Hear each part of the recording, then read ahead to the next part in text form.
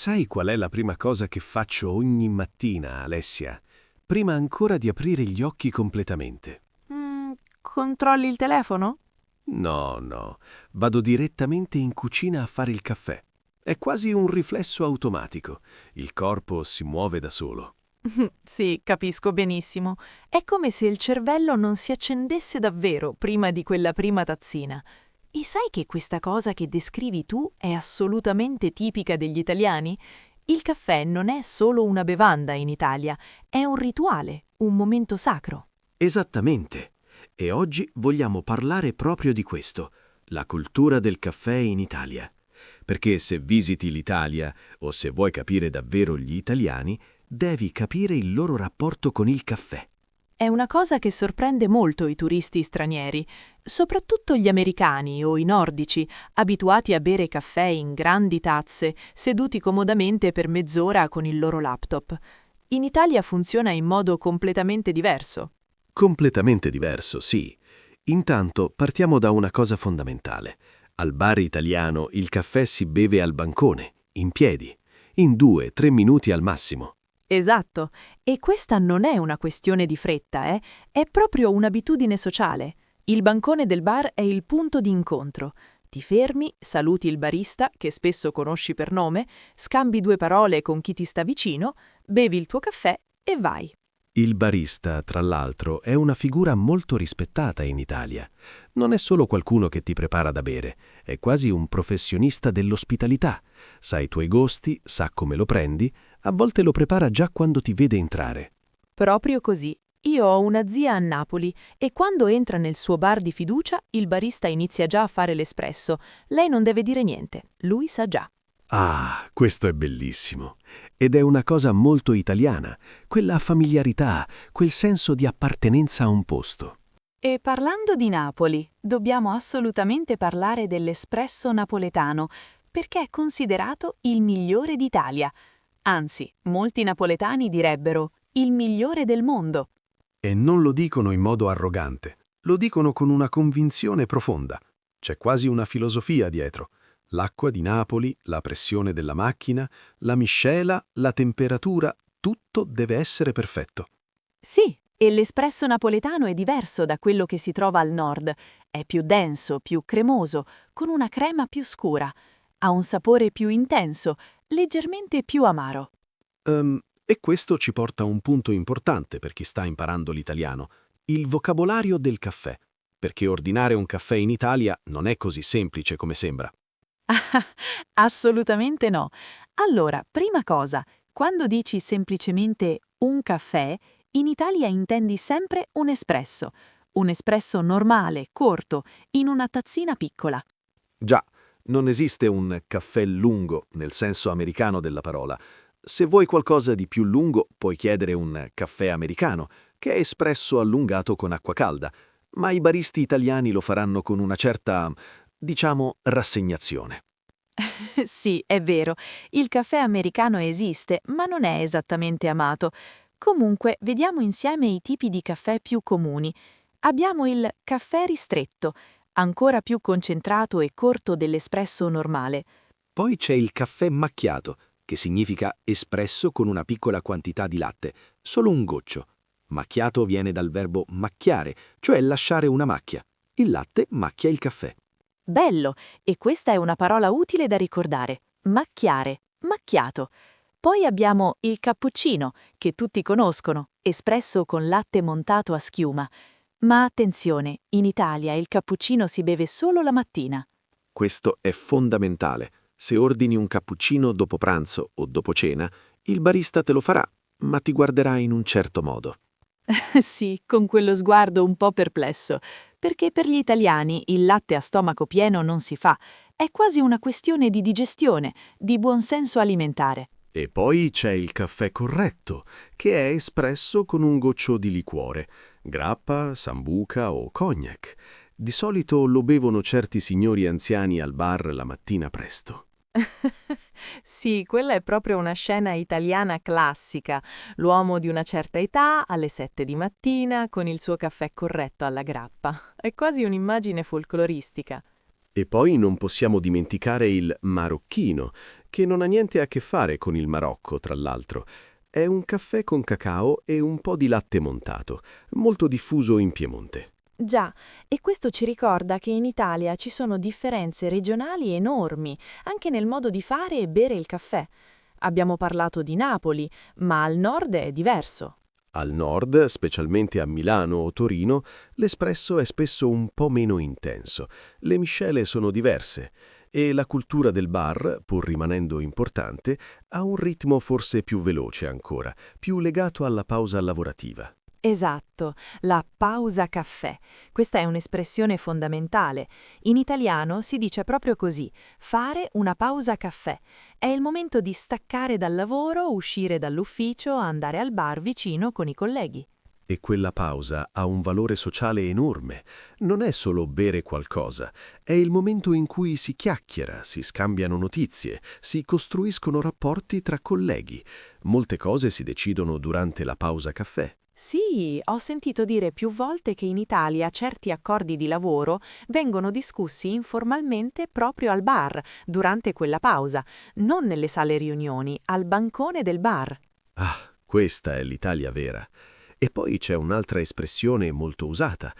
Prendiamo un caffè, che non significa necessariamente che vuoi solo caffè. Significa usciamo insieme per un momento, parliamo, passiamo del tempo insieme. Esattamente. Ci vediamo per un caffè è quasi come dire ci vediamo per una chiacchierata.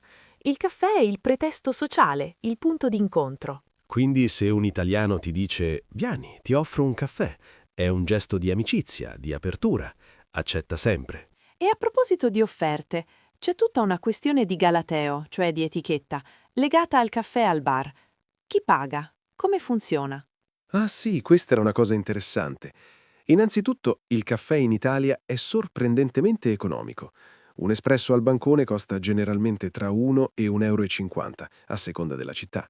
A Napoli puoi trovarlo anche a 80 centesimi. Ed è per questo che offrire il caffè è un gesto comune e frequente. Se sei con qualcuno, spesso uno dei due dice «offro io» e poi la prossima volta tocca all'altro. C'è quasi un sistema di reciprocità informale. E poi c'è una tradizione bellissima, tipica di Napoli, ma diffusa anche altrove: il caffè sospeso. Sai cos'è, Alessia? Certo, è una tradizione meravigliosa. Quando vai al bar e sei di buon umore, magari ti è andata bene una cosa, hai ricevuto una buona notizia, paghi 2 caffè invece di uno. Il secondo caffè rimane sospeso, cioè in attesa, e quando arriva qualcuno che non può permettersi il caffè, può chiederlo. È un atto di solidarietà anonima. Non sai chi ha pagato il tuo caffè, non sai chi lo riceverà.